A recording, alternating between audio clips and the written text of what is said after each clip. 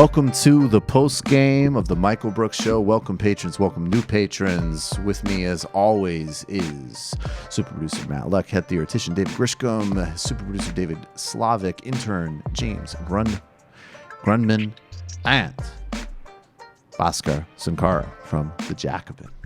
Thanks so much for being here, man. Yeah, I love being here. Post game's always even better too. Post game's a lot of fun. It's like those late night HBO shows back in the 90s where people were like touching each other in cabs. That's right. Yeah. Exactly. That's like what we do after the post game. Yeah, right. Yeah, why are you letting our secret out like that, man? Yeah, we have a lot of stuff to get to. We will get, of course, to all calls, all Patreon questions, but let's start. This is just. I do think that this clip is a reminder. Remember that Achille Mbembe line that I quoted in the opening commentary? And after, by the way, I would say his indictment of a global system, a global post-humanist system, first of all, it was written before Trump was president, okay? And so obviously it implicated everybody in the modern political order. That last line, though, where he talked about like the sort of attack just even culturally on just even concepts like compassion. This is another area, and maybe this is where people like need to read their Gramsci too, where there is a big difference. Like, it's one thing to watch an Obama speech and note the hypocrisies latent in his high-minded calls and his policies. But if you can't recognize the cultural reality that having that figurehead advocate being a decent human being has a cultural ramification, then you're not being real. And this type of callousness and disgustingness, and I guess, if we're also being real, we'll probably laugh at it, of this clip really says everything. This is earlier today. Andrew Cuomo is... Well, thank you, Cynthia Nixon, for this. That's probably the first thing we should say. He's announced a lawsuit against the Trump administration over the child separation policy.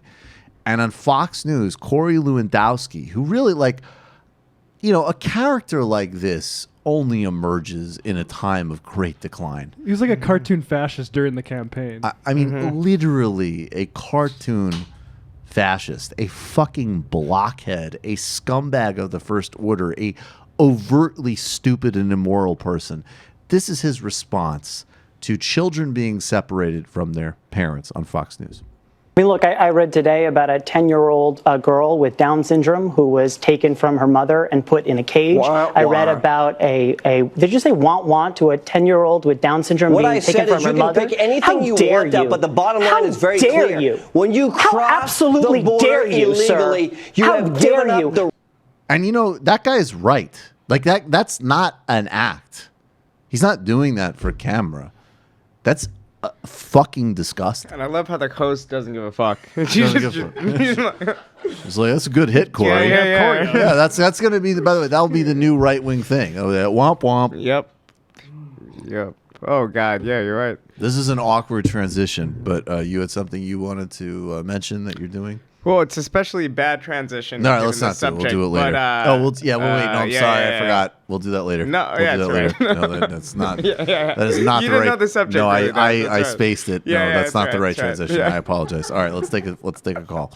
You're calling from a 760 area code. Who are you? Where are you calling from? Welcome to the post game. That would have been if we did that transition, I would have had to go womp womp. Hey Michael, it's Kentucky Fried Comrade here. How are you doing, Kenny? Thanks for calling, brother. What's on your mind? I'm doing good. How about you, buddy? Doing pretty well. Always happy to be with good people. Yeah. So I wanted to touch on two things. One, I'm just gonna tap on just to enrage a slight section of your audience, and that is splitting up California is stupid. It actually has no relation to the politics of the ground in California, and we shouldn't just mindlessly support any initiative to do it.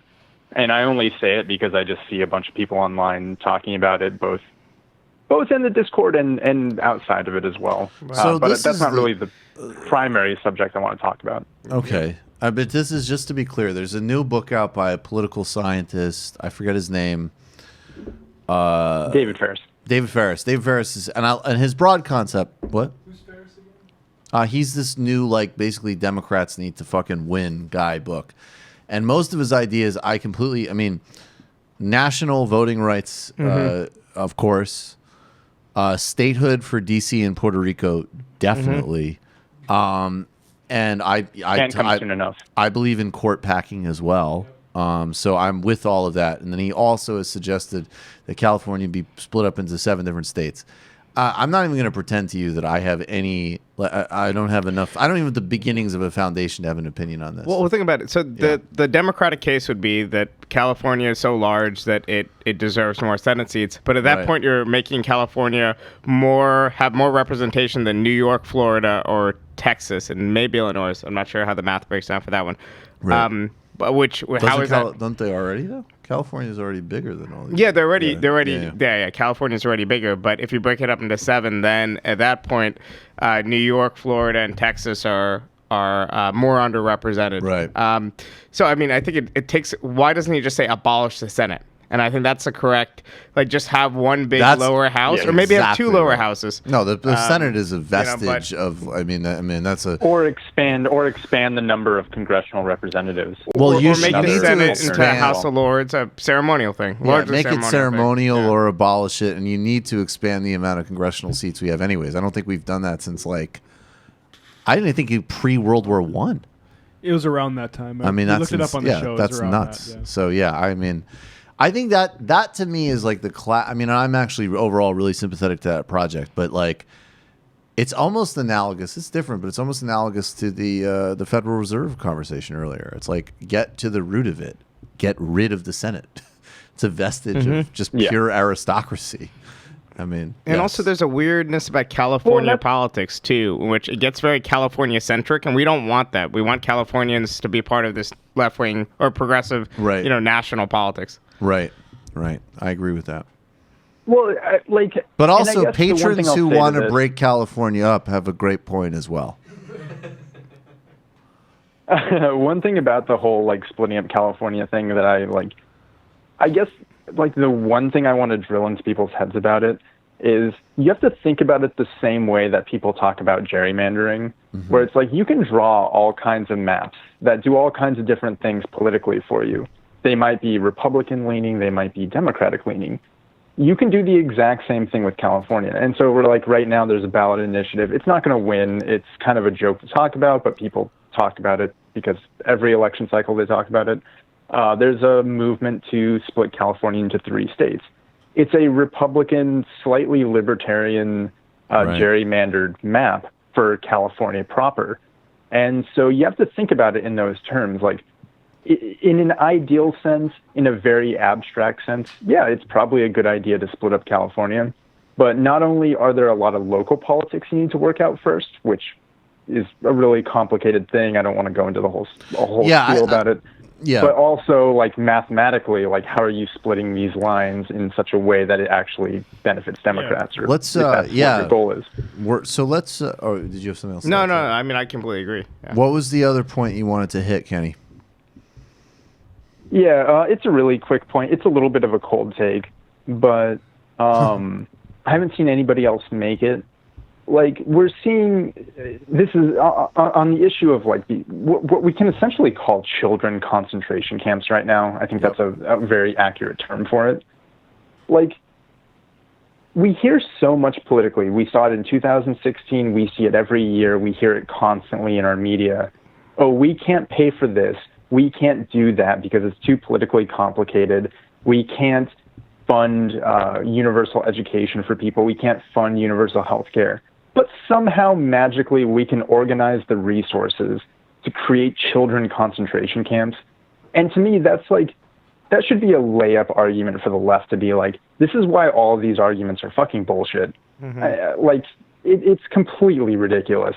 We just created out of whole cloth fucking, I guess, buying empty Walmarts, the infrastructure to create child concentration camps. I gotta tell you, we're still arguing. I totally share your disgust.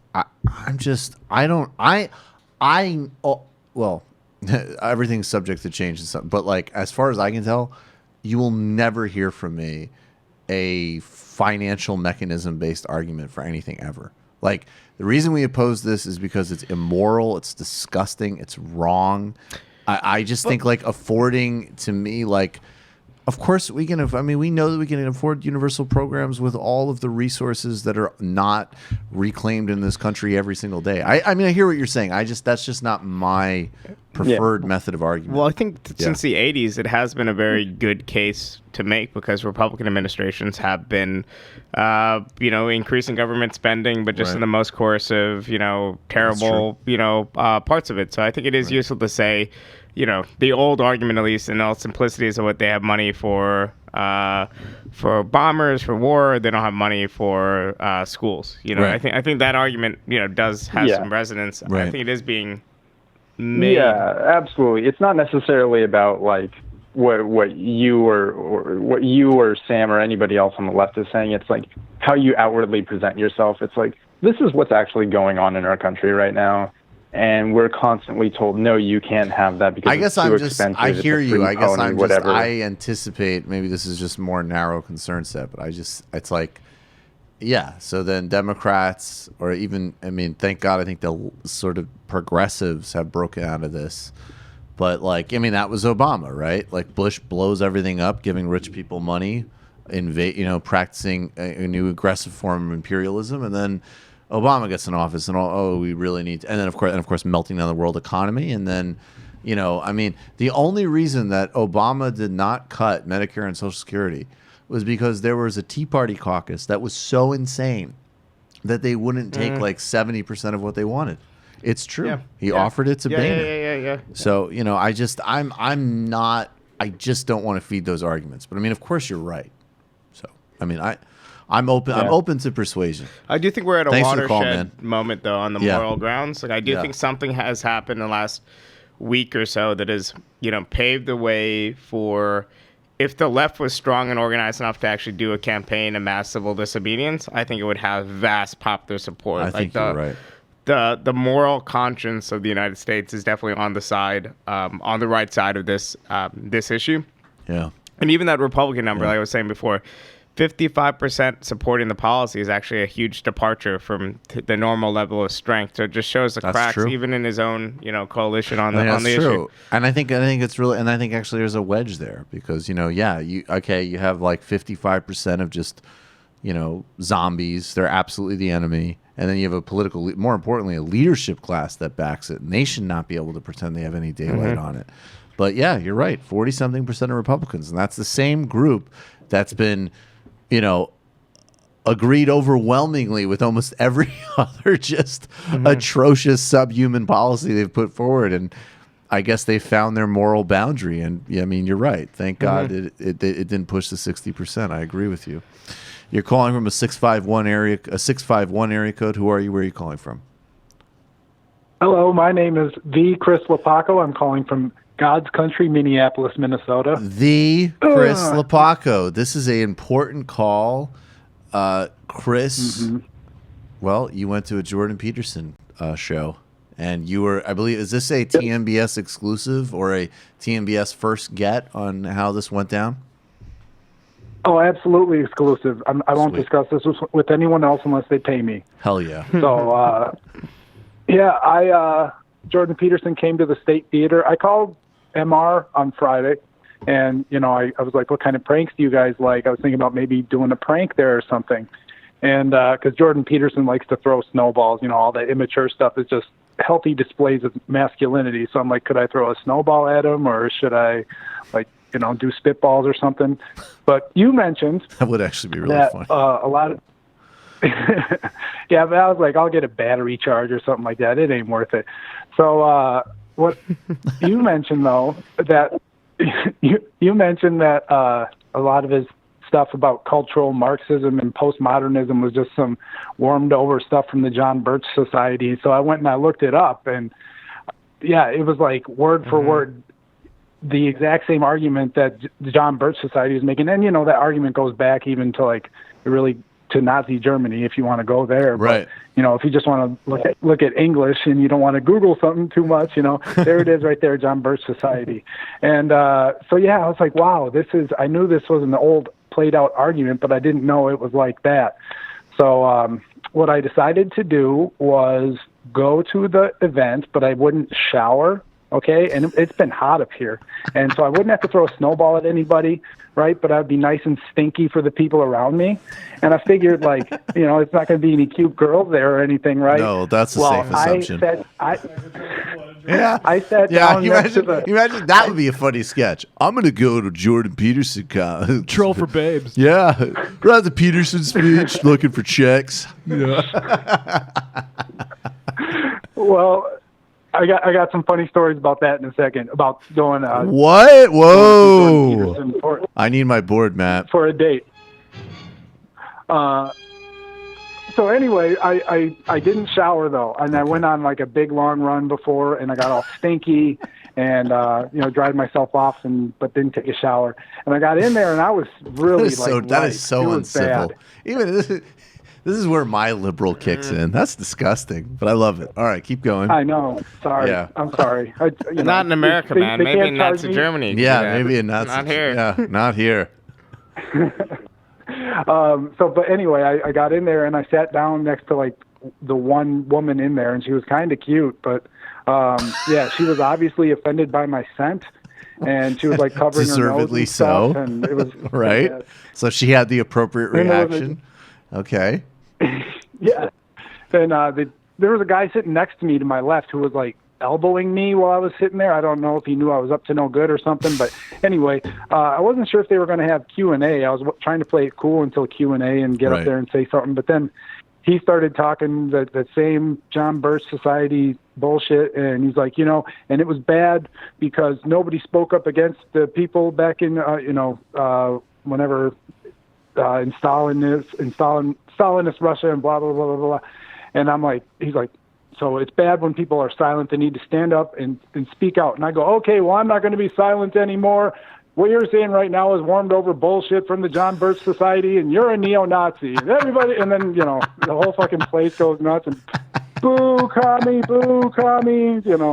They said they called you a commie? Oh, like everyone, that was the number one thing I heard on my way out. Like one person, like an 8-year-old boy. Hang. I thought some guy said hang the commie, and then like people were leaving comments on my YouTube channel. He didn't say hang the commie. He said suck my dick, commie, or he said fuck you, commie. Or, I'm like, I heard all of it. Slightly different, yeah. So. He didn't say hang it. He said choke on these nuts, commie. Yeah. You know what I like though? I just have to say, I just want to know for a second, like, I think that almost all of us, hopefully, who have any type of media work, anytime we make a historical comparison or try to sort of slot ourselves in a historical moment of one that required either that was horrific oppression, as in Stalin's Russia, or say personal, or a physical courage, like going into the hills with Castro or Che, it's really good to exercise a lot of like, yeah, I don't know how I would have responded. Like, I'd like to think I would have done X, but who knows until you're in those conditions. And just the idea of this histrionic, sullen bitch, conspiracy-addled temperament of a stereotypical 1950s hysterical woman college professor being up on stage being like, why did people speak out against Stalin? Well, he gets like makes stupid money off of a bunch of fucking resentful virgins on like a first class North America tour is one of the most presumptuous, arrogant, delusional things I've ever heard in my life. Like, who the fuck is this motherfucker to talk about people speaking out against Stalin? Do you know how Stalin's wife died? She killed her. She starved herself, yeah. Or did she kill herself? Yeah, I believe. She you're right. herself, Right. Beria was literally a serial killer. Literally had fucking bodies buried in his garden. Of like, I mean, the idea that you could sit here in these types of circumstances, and first of all, of course, oh, totalitarianism, that's what I'm worried about. So I have nothing to say about the rise of global totalitarianism. I'm freaked out about college students. Let's even table how fucking ludicrous the message is. And just add on top that, like, not even like a second to say, and I don't know what I would have done if I was in Stalin's era. Just like, no, of course. I would have gone out my fucking high-pitched nonsense voice and been like, you stop it, Stalin, because I read Goethe. Get the fuck out of here. What an asshole. What a delusional sanctimonious prick, ironically. Yes. Well, and then his supporters are not any better. They're probably much worse. Some of them started a subreddit, or there's the Jordan Peterson subreddit, and then I don't know how Reddit works. Anyway, they started a thread about me going and messing things up. And then so a bunch of people were posting about, like, because I put a video out, and I'm like, I sat down next to the one girl in there, and blah, blah, blah. They're like, oh, there were other women in there. Yeah, lots of people were there on dates. And I'm like, no, they weren't. Shut the fuck up. What else did I say? That would be Yeah, I thought telling the truth was one of the 12 things. Yeah. There are a lot of hot babes there. It's a Jordan Peterson, like, it's filled with smoking hot chicks. His 12 things are like, sit up straight and brush your teeth and clean your room or whatever. I'm like, dude, this is stuff like my dad told me when I was 14, like, and I tuned him out then. Like, why would I pay $100? And you tuned him out then. Also, like, maybe he managed to say, like, I do like how it's like, you can work out, clean your room, brush your teeth, do all, like, and you can do that, like, without being a transphobic, histrionic conspiracy theorist. Like, this is all possible. It gets super hippie at the end. There's the last one, like, pet cats when you see them on the street. I'm like, oh, that's outrageous. They have fleas and shit. I'm not going to pet any cats. I'm a human. It's like, all of a sudden I'm now to the right by the end of the damn book. It's a good way to give your own cat fleas. Yeah. Yeah, where did you grow up, you freak? Yeah. Undermining we Western order and cleanliness. Yeah, exactly. In the West, we have animal control. Well, Chris, you're a hero. You're a beast. I love it. I'm sure that these people having a meltdown with you will give your great YouTube channel a nice new bump. Everybody check it out. The Chris Lepaco. Patreon.com/The Experiment. That'll get you to my YouTube channel really easily. So hell yeah. Word up. Thanks, brother. Love you. Love you back. This is Jordan Peterson talking about telling the truth. Yeah, Vic Berger isolated this. It's from, I think, February or something. Oh, sweet. Been on our show quite a few times, and you are just so smart. So I think your advice is something that other people need to pick up and read. Dr. Jordan Peterson, thank you very much for joining us today from Canada. Thank you. Thanks very much for the invitation. Yeah, and thanks for wearing the gel. Looks good. There you go. All right. Thanks, Dr. Peterson. Oh, I now like Fox News. Like, fuck you, kill meat. That's amazing. Thank you. Thanks very much for the invitation. Yeah, and thanks for wearing the gel. Looks good. There you go. All right. Thanks, Dr. Peterson. All right, we're going to make it weird here. God. Jillian, take over with the... That is the worst I've ever. Because he doesn't actually follow his advice. He's kind of a he's kind of a sullen he slouches mess. a lot. Yeah. The one good point I heard him make is saying that in fact the intersectionalists will one day agree with him, because his whole point was, if you break down intersectionality to its core, it's all about recognizing difference, and if you take it to the extreme, then they will come to realize that every single person is different from each other in unique and beautiful ways. Therefore, they will all become individualists and anti-collectivists. Well, that's actually why intersectionality is a big problem from a left perspective. So, yeah, that's actually true. That is definitely the underbelly of that pseudo-woke corporate culture. Okay. Now let's dive into Jordan Peterson's travel mate. He's the dumbest man on YouTube. I mean, some people, they say, whenever I talk about Dave Rubin, they go, oh, so all you're going to do is say that he's dumb and invalidate his intellect without engaging in his ideas? To which I say, yes, yes, and yes. If there were ideas for me to engage with, it would be easier. Let's start with, first of all, how amazing is it that, and I'm just trying to find, Matt, I sent this to you earlier, but I have a description list of this, right? Oh. Okay, post-game sound? I'm sorry, I'm still looking for it. No, it's not there, man. This is okay, Right Wing does a better job of moderating their extremists. Okay, yes. So, who would you say, Bhaskar, does a better job I can't even set this up. It's just too stupid for words. And by the way, if anybody has any residual romanticism or is in any way intimidated by Oxford as an institution, Dave Rubin is there. He is literally in the Oxford Union. The next video title we do could be like Dave Rubin destroys Oxford's entire global brand in one afternoon of his awe-inspiring stupidity. This is Dave Rubin at the Oxford Union. He's going to talk about why the right does a better job of controlling their extremists. Look at those old-ass books. What'd you say? Look at those old-ass books. This is supposed to be a good university. Yeah, learning's happening. Where are the computers? Look at that face next to those books.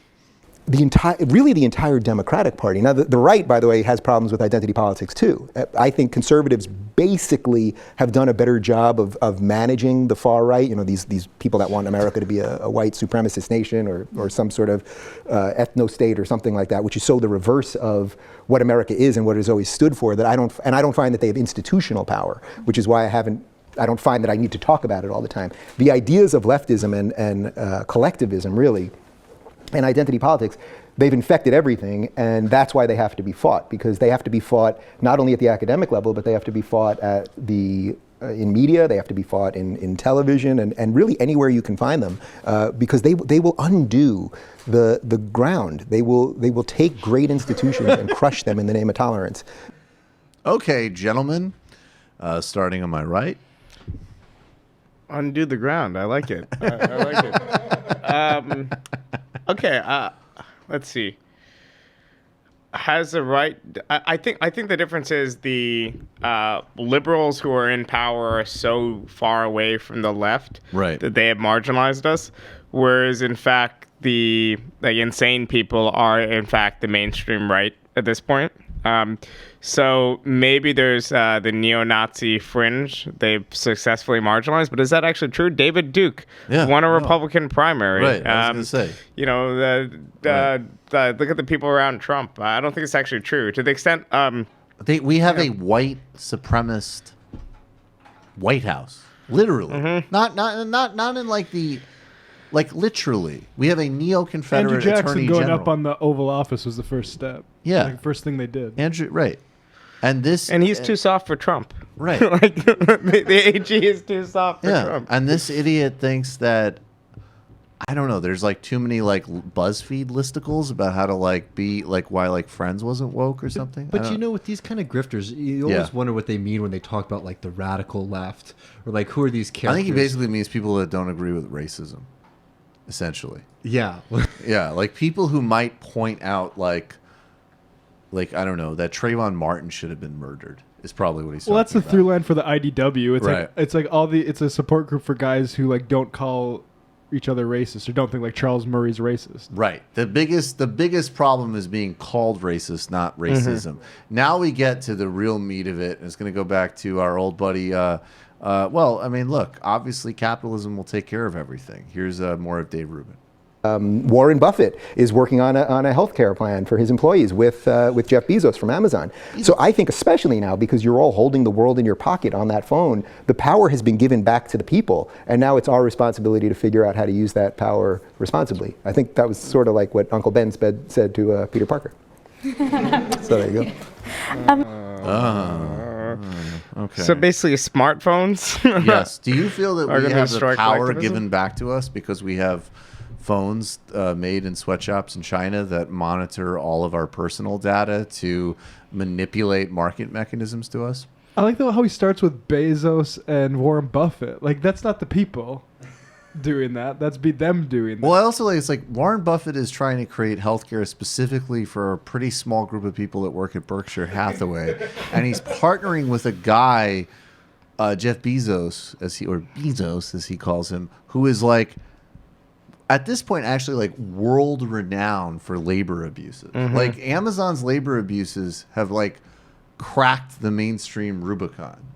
It's particularly like in Europe, like where he is, right? There's like pieces every other week on like, oh, like people at this German sweatshop can't use the bathroom because they won't want to be fired for not getting us stuff in boxes. Well, in his defense, he's like, "This is what we do in America. No one's ever complained." You know?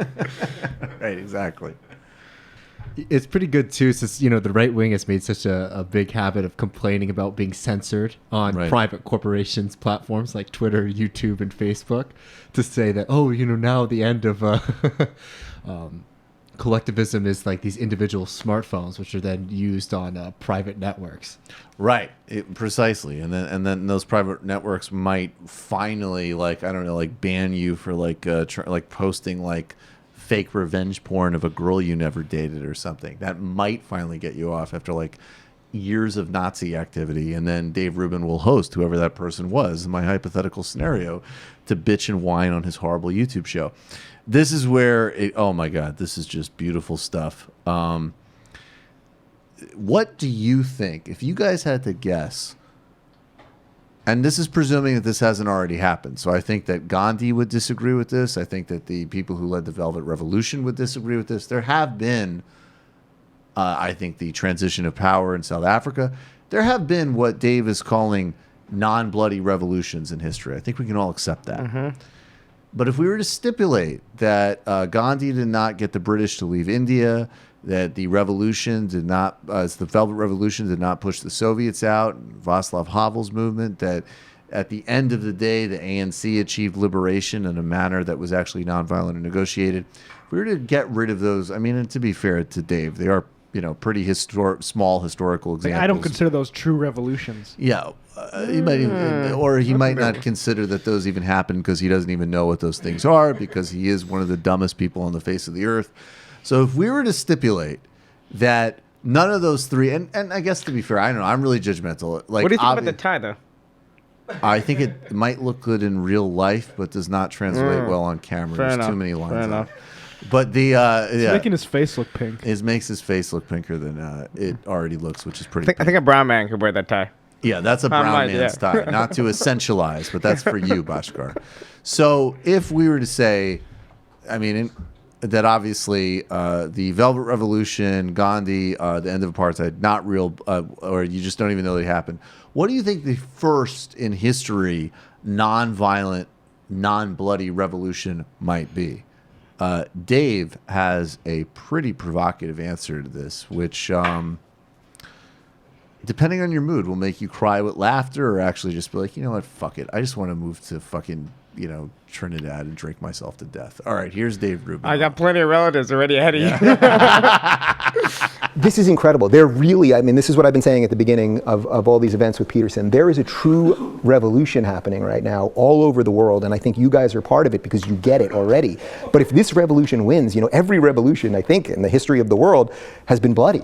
I think this is actually the chance where we may have a non-bloody revolution if we win. We're trying to free people's minds. That's it. And if you free people's minds, I think most people want to live with people who are a little different than them, who think a little bit differently, who can argue some things out. So and I would say this, if we lose, if this intellectual dark web crew loses, well then what are we caught between? We're going to be caught between identity politics on the left, and then we're going to be caught between the exact same version of that on the right. We will be caught between the portion of the right that I addressed earlier, which is the actual racist portion. I'm not even talking about Trump when I say that. I'm not talking about the average conservative. I'm talking about that very slim sliver of people who truly are racist, the KKK or whatever you want to call it, who again have no political power now. But if the group of us that are doing this, if we're not able to hold this position, I could see a whole slew of people be like, you know what? I am so sick of identity politics in the left. I'm actually going to make a really horrible choice, and that's what I'm trying to get people not to do. And I think in a lot of ways we're winning. I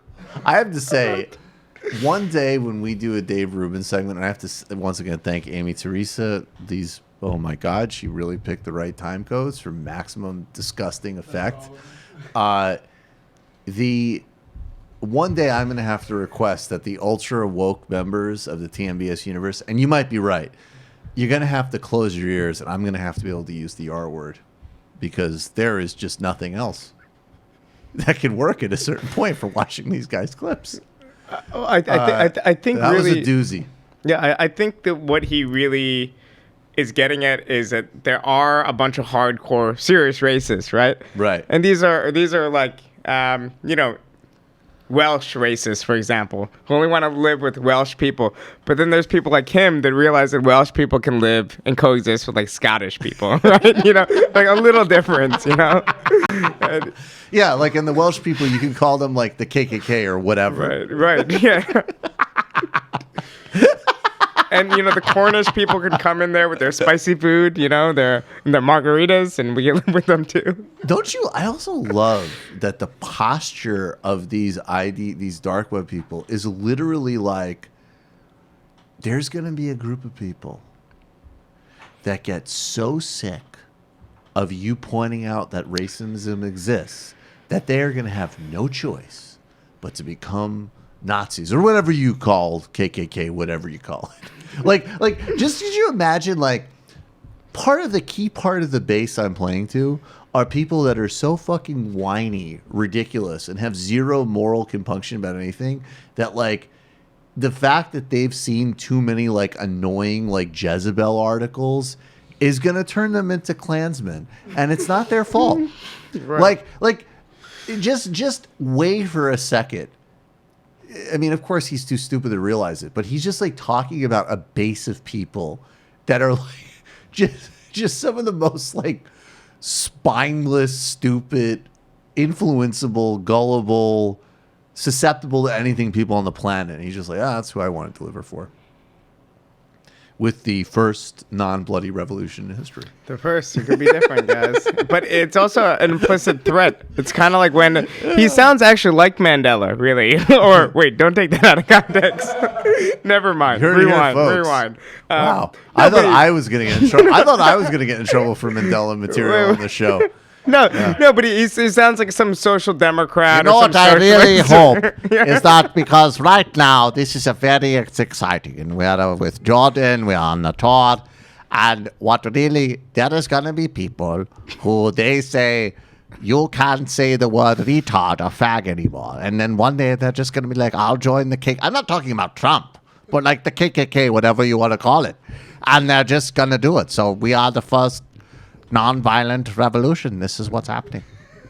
I get so excited when I talk with Sam about how you be able to say things as they are for 3 hours, and then we whine, and then we meet with Barry Weiss, and then we get 5 New York Times articles, and then we go to the Aspen Institute, and then we go to Oxford.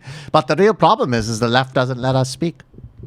So we need to be able to speak to avoid further bloodshed. What's the deal with Oxford? Why was why was like all those? There was multiple brown people in that clip, including the person he was talking with. I was gonna. My essentialist politics were gonna kick in. I don't know. Like, dude, get your Brown can break either way, as we know with Dinesh D'Souza. In Canada, they were voting for Ford.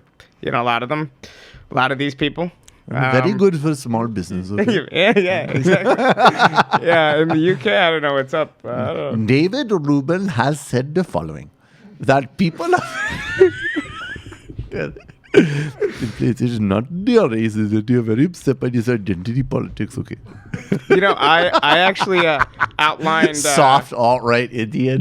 I outlined drunk the other day a piece which I will never write, and only you listeners will hear about, which is a defense of a poo. And it basically went like, if you're a white person, like it's basically like a false from degree of false naivety, because growing up I was like, all right, I like a poo because he's Indian, he's a Hindu. He's a small business owner who takes care of his family and cares about his family. Oh, Pooh's a good dude. And he has an Indian accent, right? So that's why I liked him. And now all of a sudden, I'm hearing that his accent is racist. And it's from white people mostly. And that you must be so offended by a Pooh. And then I'm like, what's so wrong with his accent? What's the matter? Yeah, so that's I was really false sensualizing. naive. Yeah, exactly. Basically being like, no, Apu's accent is perfect. I know it's a white guy, saying it, but he has it dead on. And the rest of Apu seems like he's the most morally upstanding character. He's not drinking beer with Homer. Right. He's not, Mo, running a bar and murdering people or whatever is going on with some of these other characters. He's a good guy, and it's better to be poorly represented than not represented at all. Anyway, that piece will never be written. That you should totally write that piece. Yeah. I remember one time they asked me to go on do one of those TV things, and they were like, and they just slot you it's just like, oh, like you're on the left. And I remember one time they asked me like, would you we want you to debate like a poo with a conservative, and you'll be on the this is offensive side. Just like, who the fuck do you think I am? I just even the idea that I would take a car to go to Manhattan to even if I theoretically cared or agreed that I could still actually take hours of my life to debate that actually offended me. It's not really the audience you're trying to build. It's just not. It's not me. It's not the audience I'm trying to build. It was just so. It was like, wow, you guys are not able to brand differentiate your leftists. I guess I'm gonna take my Apu take to Twitter after this. I'm gonna crowdsource it there. Why the hell not? Yeah. I had no. I don't know. I didn't see the documentary. I had no interest in it. Yeah, it seemed boring. I don't care about that shit. Yeah. So, speaking of Twitter, we just got some breaking news. Yes, please. Wait. Hold on. Is my this whole board is rearranged, so please bear with me. And a lot of things are not working. But Grisham, go ahead. Technology power plant. So I don't know if you all are familiar, but in D.C. there was a ballot initiative to increase the minimum wage for tipped workers. Yeah. Which was, is a very important thing, especially since most workers are women and people of color. Yes. And it's horrible. Anyways, it passed 55%, as now with 90% of precincts Excellent. reporting. So D.C. Restaurant workers will be getting a raise pretty soon. That's excellent. This is good Seems news. worryingly low. Yeah. 45% of voters are. Yeah. What the fuck? Oh, it was really. I know it's horrible. Unbelievable. I mean, that should be like a fair campaign about business competitiveness or something. Well, the campaign was incredible. They put against it. I mean, it was basically all the rich people who worked in restaurants, like Le Diplomat. I don't know if you've ever been in DC, but all the fancy restaurants, all the bartenders and waiters, they're like, oh, this is going to make me get less tips because the restaurants are going to be more expensive, and there's going to be less business. I mean, classic kind of small business arguments. Right. But it was a very, very prevalent campaign. But the ROC and a lot of other good folks were doing a lot of groundwork in DC. So good on them. That's great work. All right, let's do our random Alex Jones. This is Alex Jones. He's at his estate, apparently, in Hawaii. And his wife hasn't taken that from him yet? Dude, he's going to win. Don't ever doubt. Don't sleep on Alex. Here he is, and he's apologizing for sleeping on North Korea and Dennis Rodman. This is random Alex Jones. There we go. It's perfectly queued up. All right, hit pause. We'll go to it in a minute. The reason I'm getting into all this is he's a POC. I just bought mainstream media saying that Dennis Rodman loved the dictator and loved what was going on. Now I've had a chance to go back and research what actually happened at the time, 5.5, 6 years ago. And I've had the time to go research what Rodman tried to do since then. And Rodman was just one of many people Kim Jong-un talked to and said, I want to come in out of the cold. I don't want to be a communist anymore. I want to try to stop what we're doing. But we can't get out of this communist system. And again, I'm not lionizing Kim Jong-un, obviously a third-generation dictator. The point is that you're never going to free those people if you don't start giving them free market. And you're not going to just topple the regime. They'll attack Seoul and Japan and everything else. You need to, like we did with Eastern Germany, come in and give them a free market system. That's the answer. So Trump is shaking all that up and changing it, and Obama never did and blocked it because there's an admitted globalist strategy to keep those nations basically under their control and very poor. So Rodman is really a hero, but bigger than that, he was used by God. And when I say that, the Lord works in mysterious ways. He says in this interview I'm about to play, and I've looked it up, it's true. In my research of it, he didn't even know where he was. He would go to South Korea, he'd go to Russia, he'd go to Japan, he'd go all over. And he would just go do exhibition, games like the Globetrotters do here in the U.S. And so he didn't know. He comes back and gets demonized, and all he's saying is, hey, let's just give peace a chance, which is a good thing. And so he has a lot of courage, and God used him for this, and good things are happening, and this is the best shot the North Koreans have of getting out from under total communism. I'm disgusted by the North Koreans by communist, period, but our media worships communists when they're in China and commit even bigger atrocities in North Korea, times probably 15 times if you study it. 15 times? We're talking 100 million people the communist Chinese have killed. Maybe 3-4 million starved to death by the North, maybe 1 million killed, and that's terrible. God, that's horrible. I'm not lessening any of that. My point is the media is very selective about this, about what they get into. that was a point So here. they want to keep this place under control. And he was on with Como, the guy that says you can't re-regulate, so only he can. And he's sitting there, and Rodman breaks down and starts crying. So I want to apologize to Dennis Rodman. There's some for going off half-cocked. I used to do that a lot more. I still do it sometimes. And when I'm wrong, I apologize because I want to recognize that you're a good guy and you had a lot of courage and you've done a lot of good. And it just shows after all you've gone through all these years later that the fact that you were the one guy that would actually try to reach out and do something, even though Obama wouldn't listen, Donald Trump has. Just to let you know, we're going to end this in a few victory, seconds, but as this he is said, a not 23-minute and 11-second video. All right, so Bhaskar, you're a communist. Obviously, you don't want to see North Korea be liberated. What do you think of the strategic insight here that Alex Jones has? Well, it's odd that he separates the free market agenda from the globalist agenda. That's what I'm really confused by.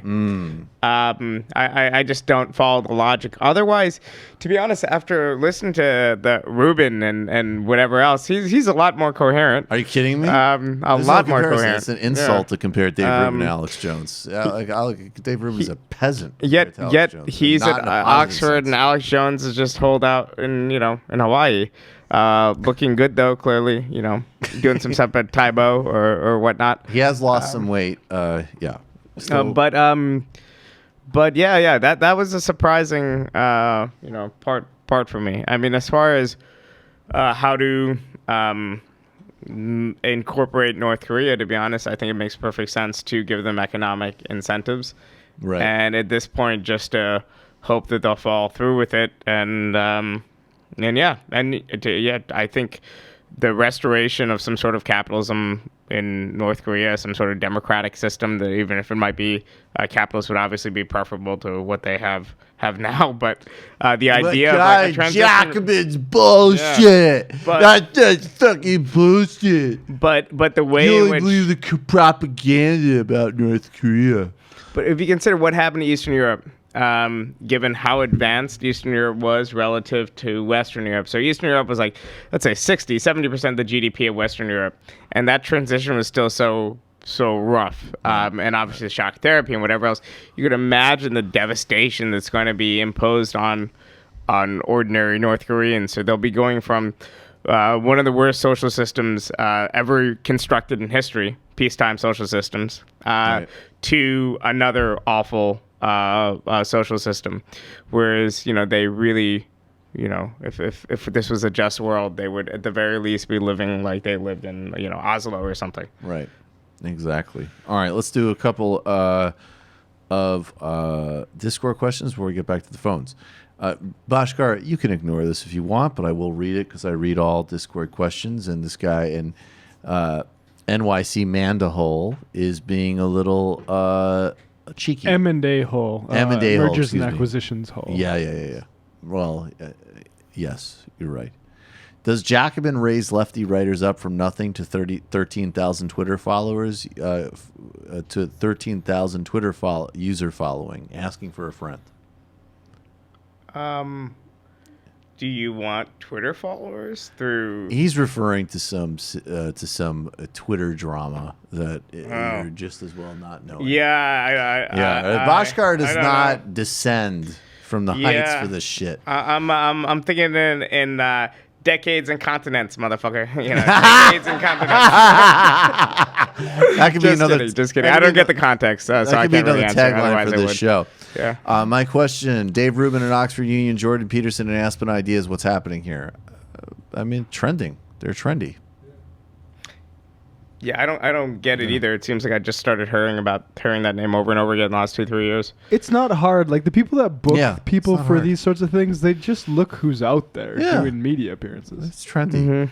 Tabby Cat, Michael, what's your favorite meditation? I primarily practice mindfulness meditation, but do some mantra practices. And watching Dave Rubin videos. Watching Dave Rubin. Listening to Dipset is like a meditation. Watching Dave Rubin is quite the opposite of meditation. It's sort of like a slow brain degradation. Sindigara,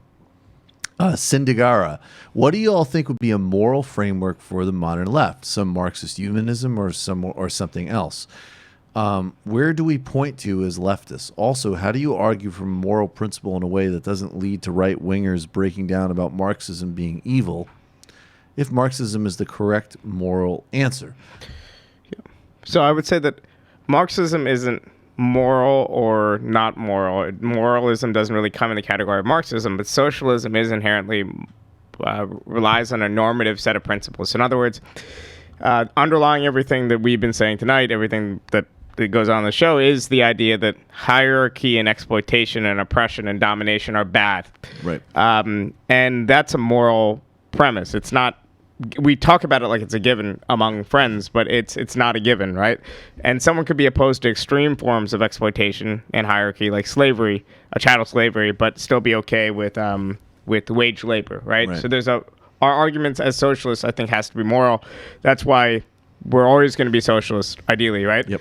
But Marxism is a framework, a way of interpreting and viewing the world. I don't think morality really comes in there. When we build a political movement, it'll have to draw upon a lot of different sources. It might draw upon Christianity. It might draw upon and some Christian social teachings. It might draw upon certain forms of socialist internationalism and use some of the iconography of the old kind of tradition of socialism, the workers' movement. It might invent new traditions drawing upon a bunch of different sources. So I think that's more a place that it develops organically. There's certain tactical choices made. We might talk about the people when intellectually and politically we mean the class, but we might decide to use certain populist language.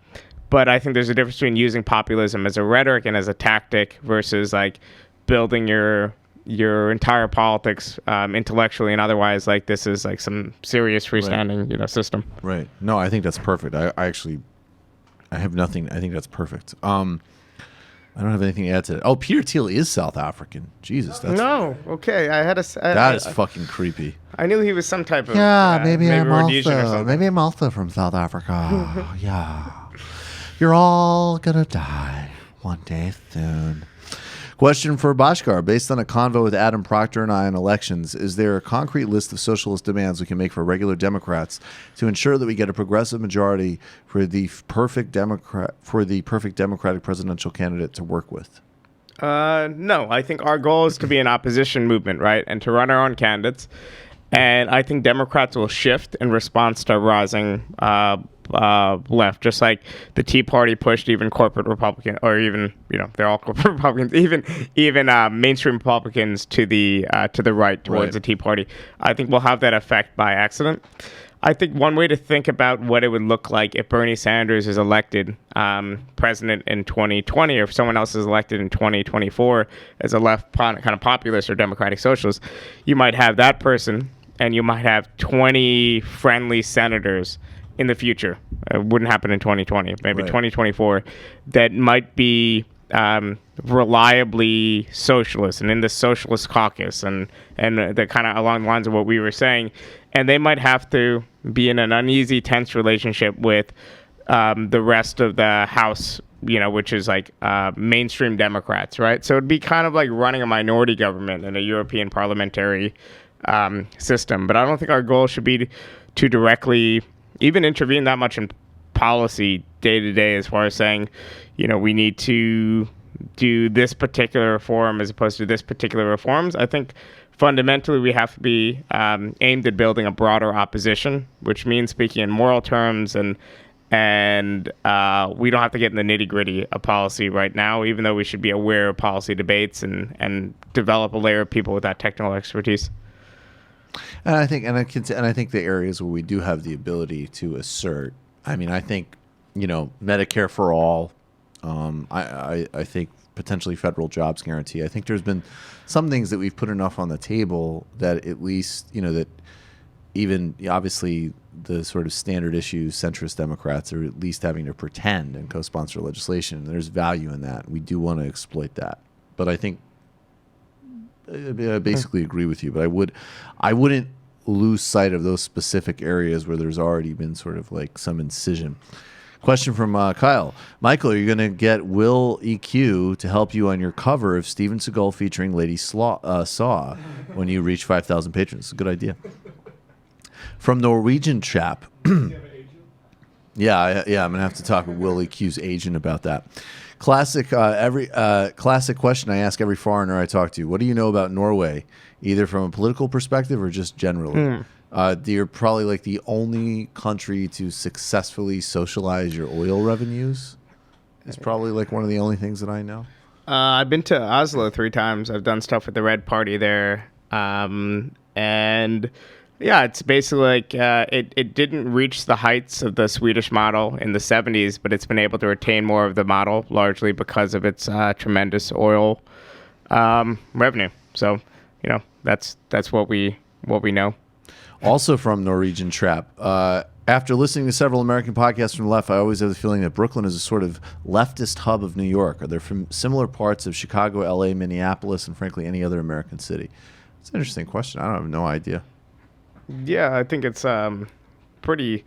Listen, there's a lot of people right now that are very loud and vocal within the growing U.S. left, and disproportionately these people are young in their 20s and early 30s, and they're college educated, and they're going to gravitate towards certain gentrifying areas of cities that aren't quite the most expensive areas in the city, but are also gentrifying, and that's why a lot of people I would imagine are in Bucktown, Chicago, and other areas like that.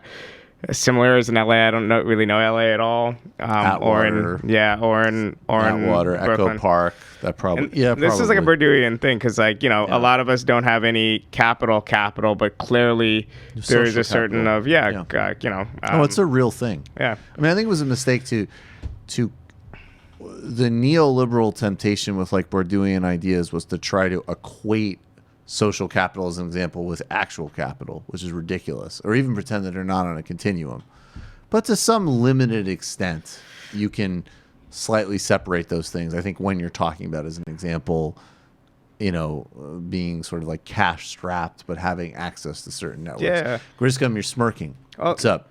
Something very fun just happened on Twitter. What happened? Tim Heidecker. Oh, I like him. Just joined DSA. Oh, sweet. Just tweeted out the link and encouraged all of his followers. Oh, awesome. Nice. I love it. Yeah. Let's do... I have no idea who that is. Tim and Eric. Tim and Eric. Oh. Surprised you weren't more No, I excited thought by that already actually. happened. I thought that already happened, actually. Yeah. Let's do a little bit. Matt, do you have some dramatic read music for me? By the way, I don't think that class thing is necessarily a good thing or a good thing at all. I think the left should be composed mostly of like actual, working class people. But that's the reason why. And most people will pretend that that's not the case because they're workers too. But yeah, I mean, maybe in a technical sense or an income sense. But if both your parents are professional class and you have a college degree, you'll do okay. I bet you'll do okay. And if you don't do okay, then maybe that's actually a meritocracy actually working. If so that's to you professional class slackers. Yeah. Of course, this is wrong. If you're a patron of my show, is this a dramatic read music really? Yeah. Okay, this is an excerpt. I buy it, I guess. That was excerpted from Entertainment Weekly. I don't want that. It's okay. It's fine. This is an excerpt from The President is Missing, co-written, oh, this is good, by Bill Clinton and James Patterson.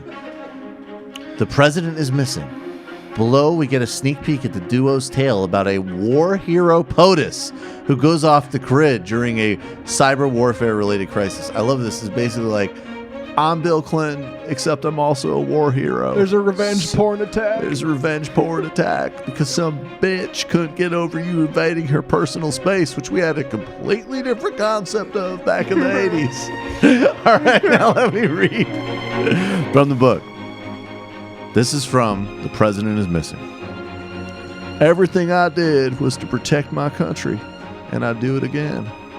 Problem is, I can't say any of that. I think he might be at some type of congressional hearing or something. All I can say is, I've always acted with the security of my country in mind, and I always will. I see Caroline in the corner, reading something in her phone, responding. I keep eye contact in case I need to drop everything and act on it. Something from General Burke at CENTCOM. Great name so far. From the Undersecretary of Defense, from the Imminent Threat Response Team. We have a lot of balls in the air right now. Sometimes trying to monitor against this threat, the other shoe could drop at any minute. We think that we hope that we have another day at least, but the only thing that is certain is that nothing is certain. We have to be ready at any minute right now in case. Is the leaders of ISIS protecting our country? What? I say, returning my focus to the hearing. What are you talking about? I've never called ISIS. What does ISIS have to do with this? Before I've completed my answer, I realize what I've done. I wish I could reach out and grab the words and stuff them back into my mouth. But it's too late. He caught me when I was looking the other way. Oh, he said. So when I asked you whether you called leaders of ISIS, you said no unequivocally. But when the speaker asked you about whether you called Suleiman Sindarak, your answer is to invoke executive privilege. I think the American people understand the difference. I blow out air and look over at Caroline Brock, who maintains an implacable expression, although I can imagine a hint of "I told you so" in her narrowed eyes. These bitches are always expecting to know all the answers and always trying to call your plays. Now, I'm not saying I don't support feminism. And then that was edited out. Back to the actual text. Congressman Keynes. This is a matter of national security. It's not a game of gotcha. This is serious business. Whenever you're ready to ask a serious question, I'll be happy to answer. This is like Bill Clinton testimony wish fulfillment. Yeah, maybe I did stick a cigar in her pussy, but guess what? I created the greatest period of uninterrupted prosperity in the post-Cold War era that anybody's ever seen. And I defy you to undermine that record. Yeah, I apologize to the bitch. I apologize to everybody. She's included in the everybody, is she not? Certainly eats enough for the everybody. All right, back to the book. You need the theme song for The Rock. An American died in the fight in Algeria, Mr. President. An American. A CIA operative named Nathan Comerty. I like how they always try to add the vaguely everything else is Bob Brock. And I'm just Nathan Comerty. Died stopping the anti-Russia militia group from killing Suleiman Sindarak. I think the American people consider that to be serious. Nathan Comerty was a hero. We mourn his loss. I mourn his loss.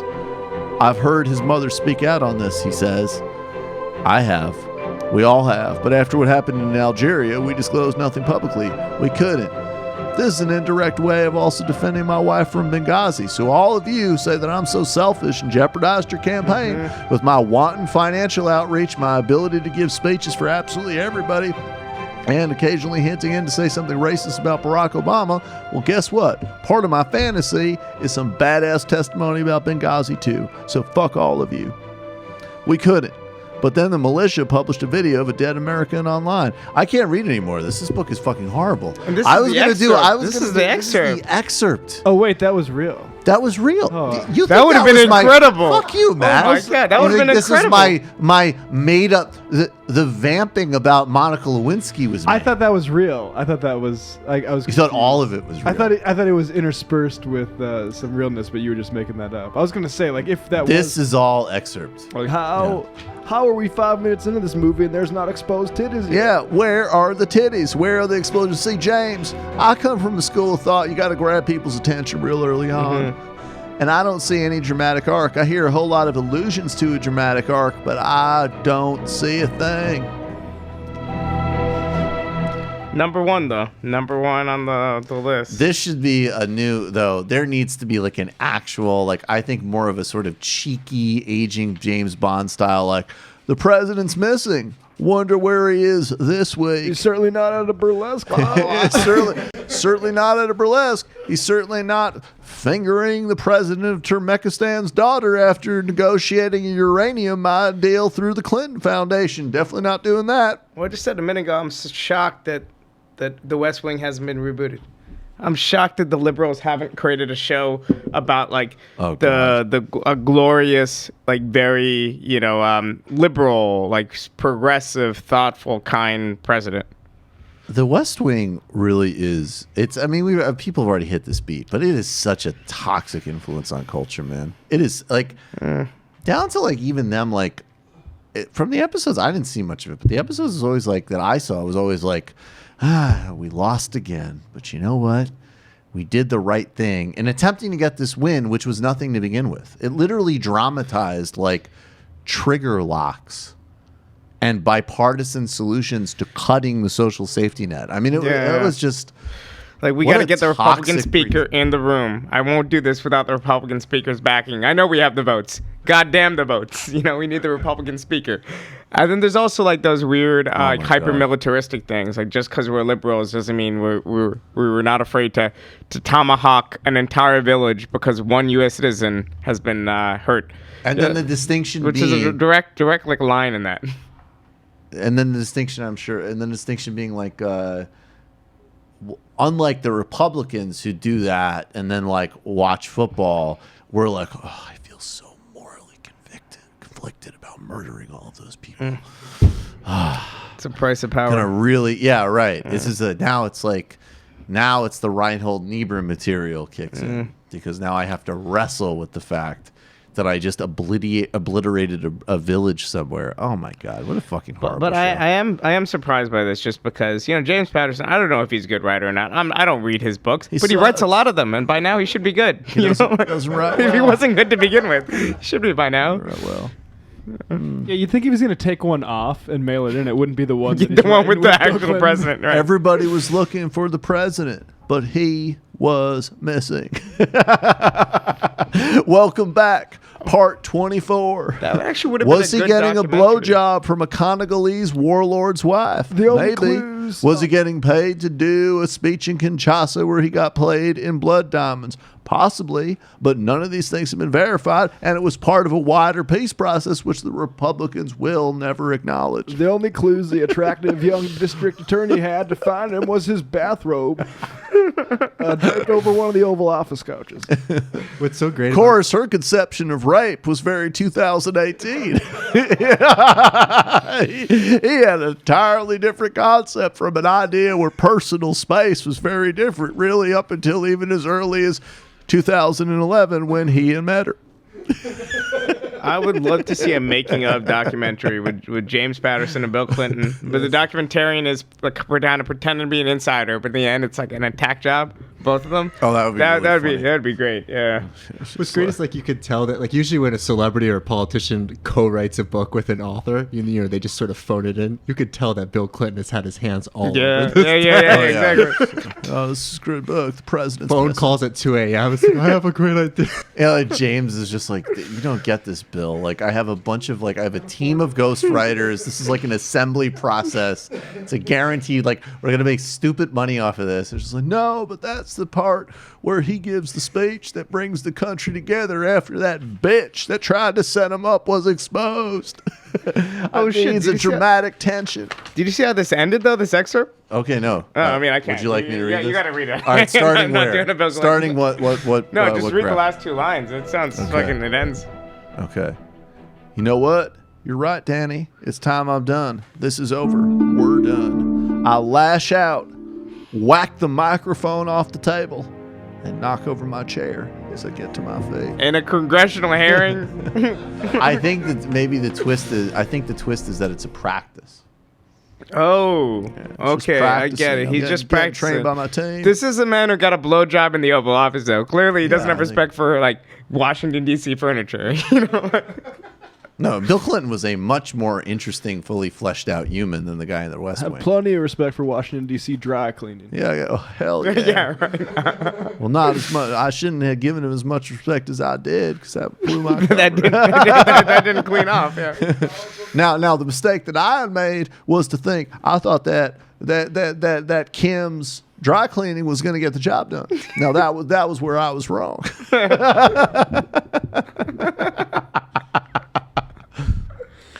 You know, in 1984, sticking a cigar in an intern's vagina was considered to be very sex positive. So the times changed significantly.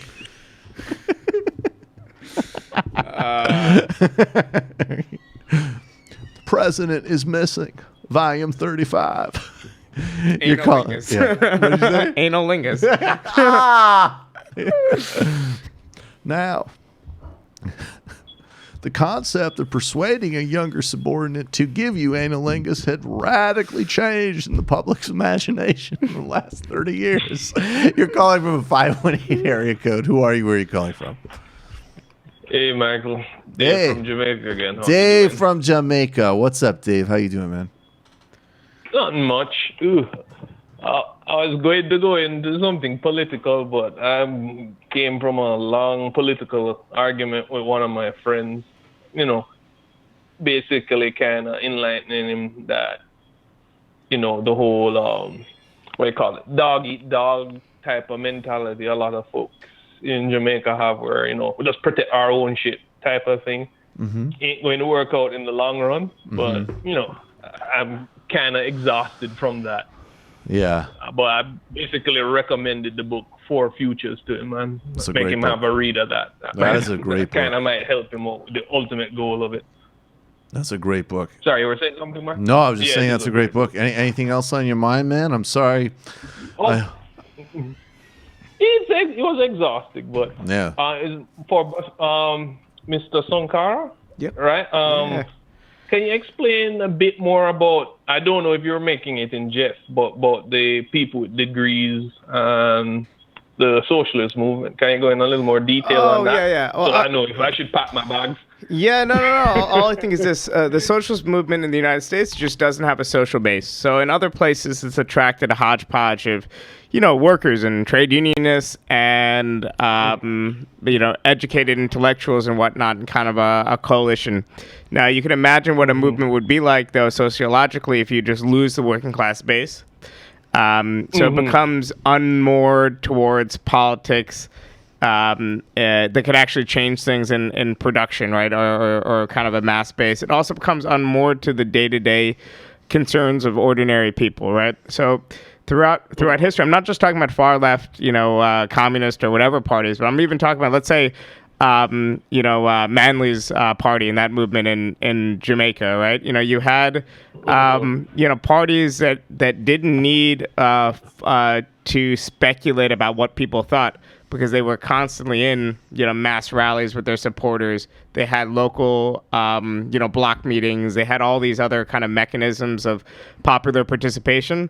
And also, and so it kind of went back and forth, the transmission from the leadership to the people and kind of, and whatnot. Whereas in the United States, you know, people are wondering why so many socialists are in Brooklyn. My only point was it just is a reflection of the fact that, you know, a lot of the socialists, they're not, in other words, you know, Jamaican and Trinidadian, you know, nurses, you know, a lot of whom, including some of my family, are still in, you know, Brooklyn. They're the, What is you it? know, Like a communist younger. miss. Yeah. It's like, but Bhaskar is making money from the communism, so maybe I make a certain kind of sense. Yeah, basically. That's pretty good. Yeah, that's a pretty good.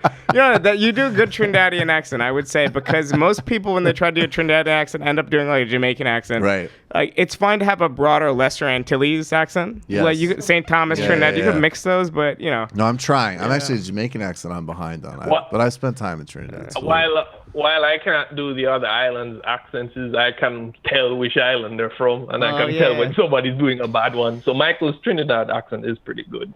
There's a little tweaks you could do, but it's good. Yeah, no, it's good in general. But even the Trinidadian accent varies on the island itself. Like people from down south kind of like sound like they're from Guyana, but if you tell, because Trinidadians are real like elitists, if you ask someone if they're from Guyana but they're from Trinidad, it's just a big deal. So I just go from, I just assume that everyone's from Trinidad, you know, as the Guyanese people say like hair, you know, they have a certain certain words. But Trinidadians are elitists. I guess another question, since I was in the Manly, brief question with the Manly stuff. I understand where you say the wonkish details might get in the way, but isn't part of the downfall of Manly was that on the leadership level, they didn't work out the wonkish details, so that's why certain programs didn't work out. Well, you know more about Manly than me, yeah. So I'll defer to you, but I have read a bit, and I think that he inherited a really bad political situation that he didn't make. And then the crisis of the 70s happened, you know, economic global crisis, the oil shock, and the bauxite kind of prices got out of whack, and he couldn't really control any of those things. So I think a lot of what went wrong in his administration were out of his control, but I think there was lots of real gains. Actually, you know, I'd be curious. We ran a piece maybe last year on Manly. I don't want to kind of bring you down, but like the PNP ain't the PNP. You guys might remember it. Like PJ Patterson was notoriously very corrupt. Yeah. No. Well, I think by the ends of Manly's career and the shift of the PNP in general, he's basically neoliberal. Yeah, I mean, but that by the time Manly, I mean, this is the part that I could just. You know more about Manly than me too, as well, obviously. But by the time Manly comes back into power in the late '80s, early '90s, I mean, he's governing within the framework of what was globally available to all center-left leaders, let alone one in a periphery country that has subordinate relationship with the world's superpower. But yeah, I appreciate the call. Check out the piece. It's Michael Manley's vision in the Jacobin. I liked it. I'm sympathetic to Manley, but and Brian Meeks, who's at UE professor, I think he was at least. He wrote it. Got to run. Thank you, Dave. Appreciate the call, man. Talk to you soon. Take care, man. Bye. All right, you're calling from a 266 area code. Who are you? Where are they calling from? You're on Skype. Hello? Hey. Hey, this is Natalie. Hey, Natalie, how's it going? Good, doing good. Also known as Tabby Cat. Yeah, I was just calling. I was thinking about. I really liked your new post office beat you're working on. The Dave postal Rubin banking, post office. I really like the simplicity of things like this, right? Keep it simple. Nationalize postal bank. Thinking about. Keep it simple. Exactly, because everybody. Torture Elon Musk on Twitter.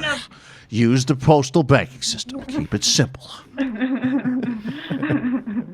Because Sam Cedar, they make fun of him with his Social Security charts. But as you know, I live in Latin America, and I was reading today about Nicaragua, and people really get moving on the ground in Latin America for Social Security. Like in Chile, it was privatized under Pinochet with the brother of the current president, Jose Piñera, and people from every class, people who aren't politicized, they'll come out and paint hammer and sickles for fucking Social Security. Right. They want their fucking money.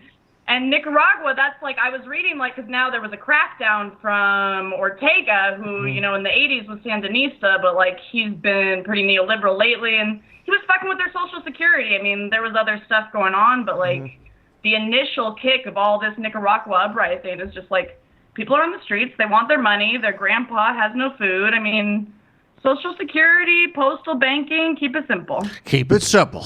Thanks for the call. Keep it simple. Keep it simple. Keep it simple. Do you remember that guy? Thank you so much, Natalie. You remember that guy, Steve Klubeck? Yeah. Do we have that? Familiar. This guy is such an incredible piece of shit. All right, just watch this. Oh, God, it looks like he's taking a shit right now. He looks like he is shit and taking a shit. Look at this. Keeping carried interest for private equity firms, keeping carried interest for real estate firms. That's just President Trump hooking himself up. But are Democrats going after it in the right way? Because at the end of the day, there are a lot of people who think President Trump is morally reprehensible, but they think, I want my taxes cut, I'm going to vote with him. And when Democrats continue to say, down with the billionaires, we can't stand the rich, a lot of people want to be rich. So is it the right message that the Democrats are going with? It's so effing wrong. Whoa. I've talked to Schumer. I've talked to Wyden. I've talked to Pelosi. And said what? And I said, if you use the term billionaires again, I'm done. Why? Because it's aspirational. I didn't start with anything. Just penalize everyone that's done well. We all want to do well. And we should be the party of doing well. We should be a party of business and leadership. And it is very, very disturbing when I hear the millionaire or billionaire word. And I've told them to stop it, knock it off. It's triggering. Because everyone wants to do really well. And this is the world of the aspirations. Then are you worried that the Democratic Party is going too far to the left? So much so, it drives me nuts. So much so, it would make me quit the party. And I've made it very clear, I'll cut your money off. And others will do the same. We've had enough. Okay, We so need a new brand. And what is that brand? Because right now there is an opportunity. If Democrats lose, for example, in the state of Virginia, if that isn't a wake-up call that the Democratic leadership needs to get together and say, we've got to find a middle ground. Because if the Democrats continue to go far to the left, you've got that whole group in the center that aren't going to go the way of Elizabeth Warren or Bernie Sanders. And then you're going to fracture the party even more. It's fractured. It's broken. We need a new brand. It needs to be simple. Keep it simple. Tax reform, keep it simple. Infrastructure, no bumps in the road. What more do we have to say? They need to have a new brand created.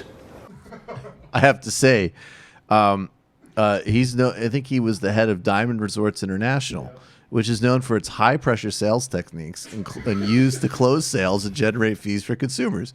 Club members are charged a yearly maintenance fee, including management fees, which are set by Diamond Resorts, and which the FTC warns are likely to rise every year. Keep it simple. Keep it simple. The Glengarry leads are for closers. Has he been Me Too'd since this clip? No, but he does look like he literally he looks like he the part. was born to be like an extra in Showgirls.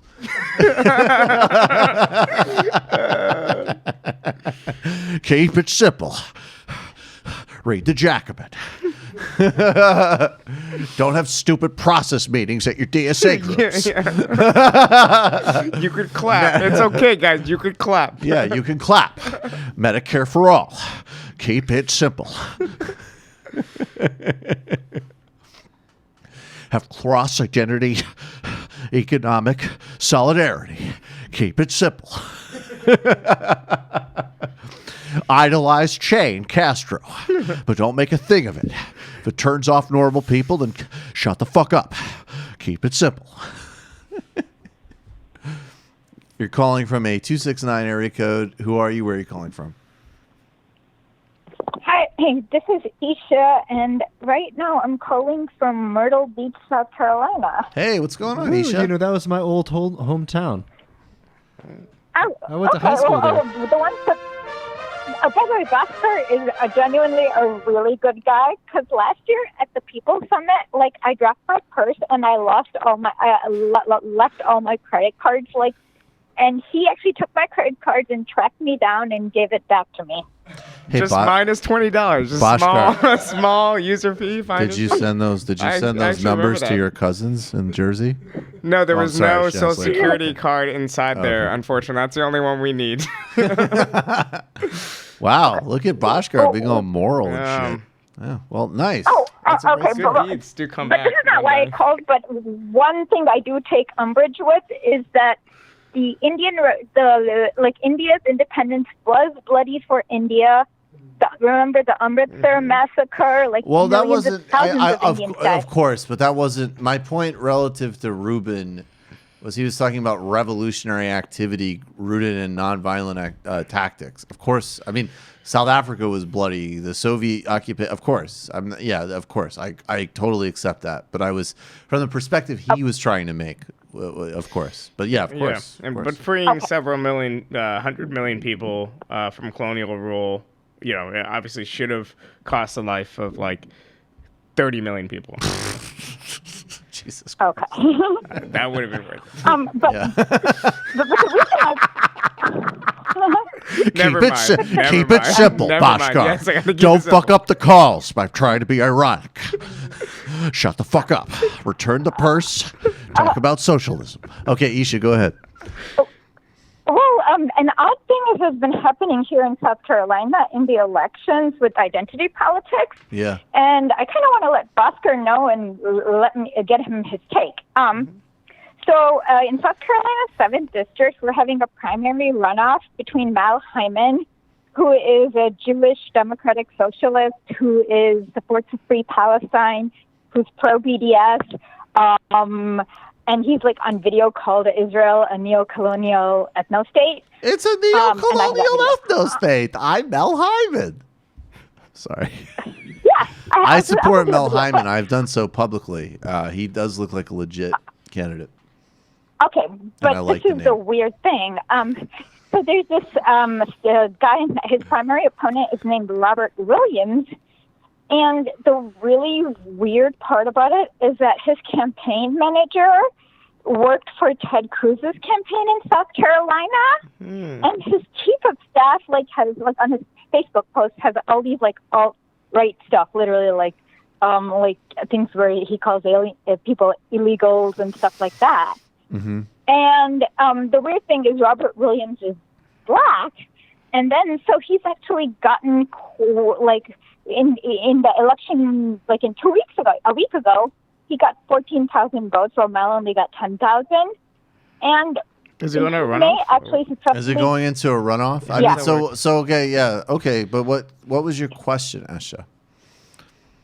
Oh, how do we deal with this identity versus when that guy is a black, almost alt-right person, compared to a white Jewish socialist? Well, I think a lot of it. I don't know anything about this race, not a thing. But I would guess that a lot of it has to do with very low name recognition of both candidates, and in a low turnout, low name recognition, race, it's all about kind of getting turnout from church groups, professional associations, all these other sources, and I think direct outreach in smart ways could probably, win some of those groups over.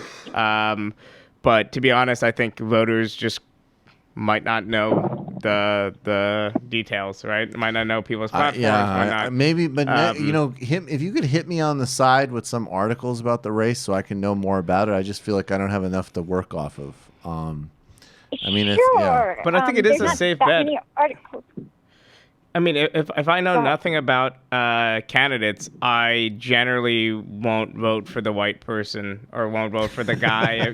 Just because, if I know nothing else, and whatever. If I know nothing else, I will vote for the candidate named Hyman. Yeah, yeah.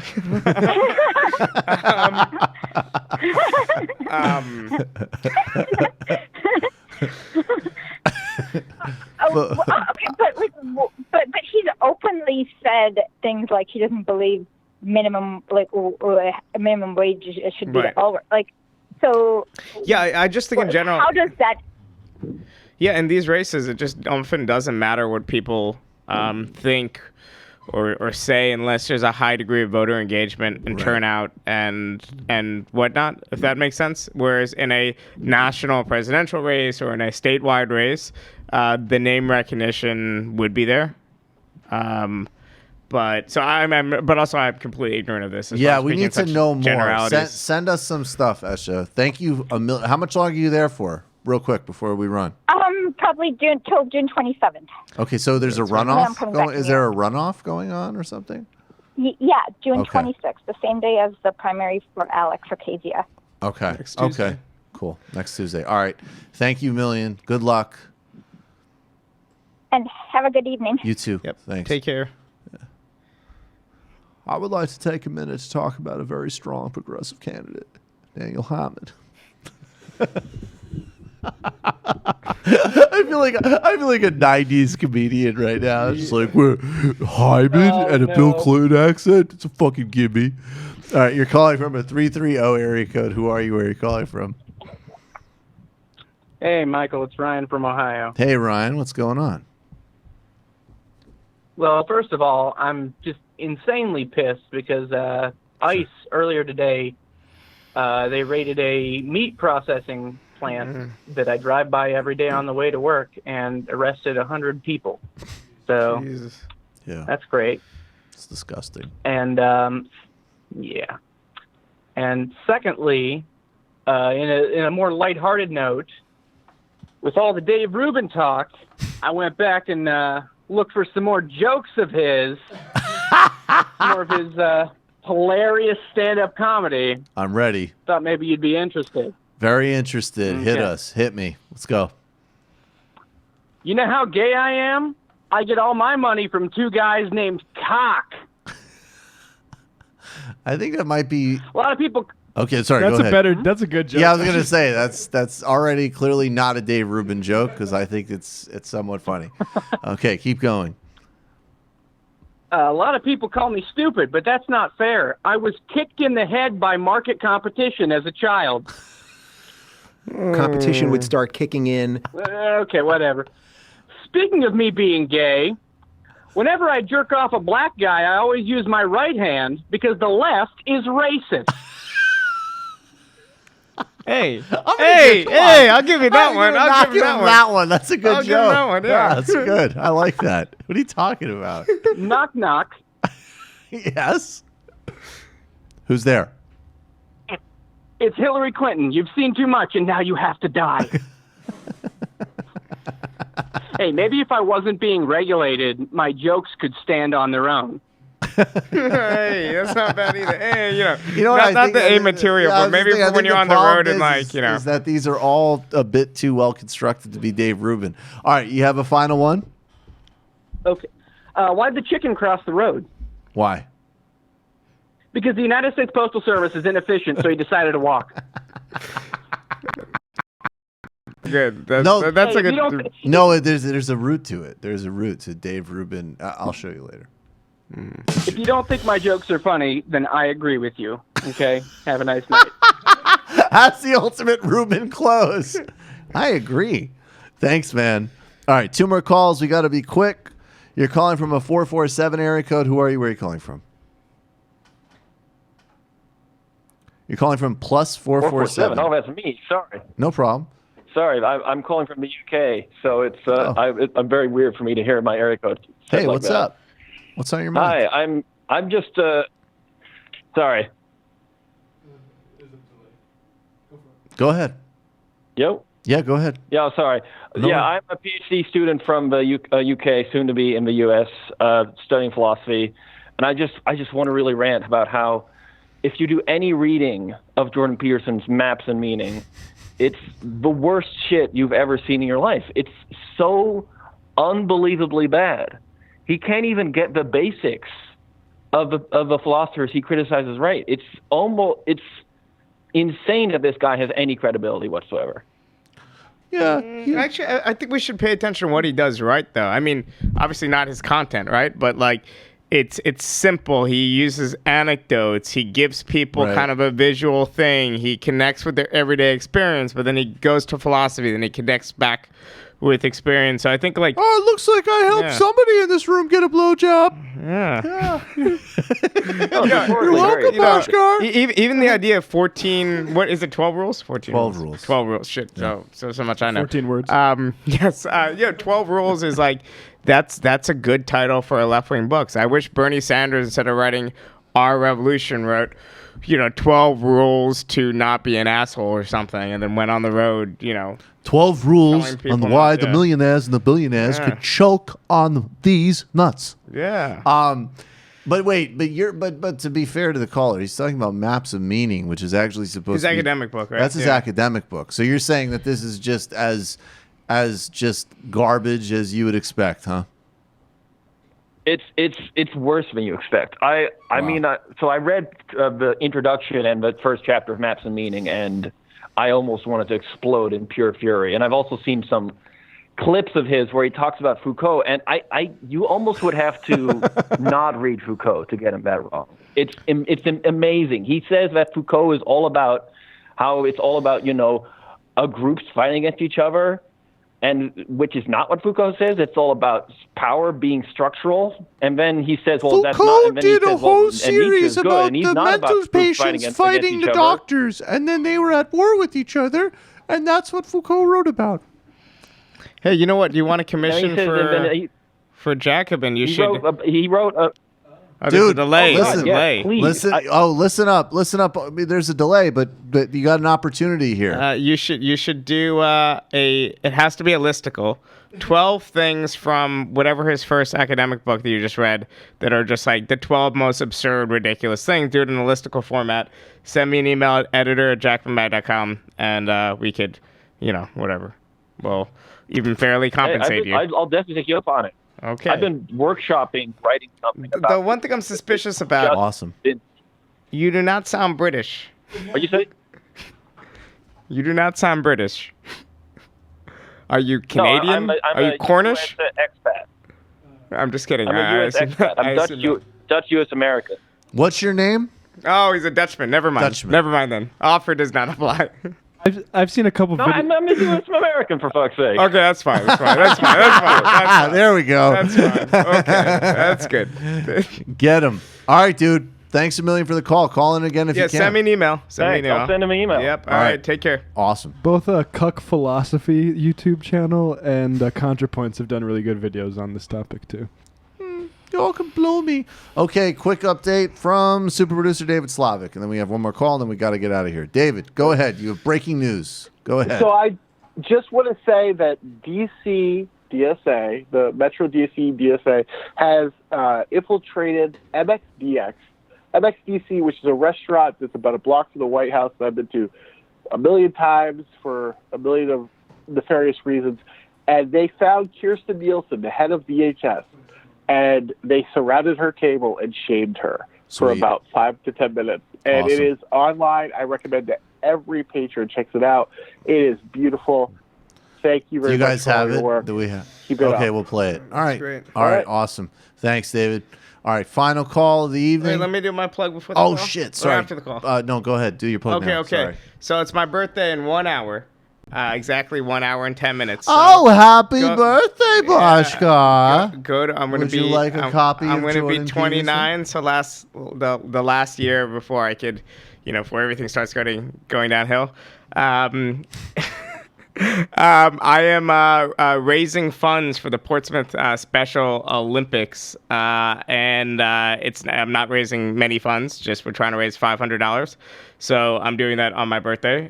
If you go to my Twitter feed at twitter.com/sunraysunray or on my Facebook, you'll see the link. That's it. If you could give $10, that'd be nice. Awesome. Everybody, back that. Last call tonight. Sorry we didn't do that earlier. I forgot. Sorry. Thanks for reminding me. You're calling from an 816 area code. Who are you? Where are you calling from?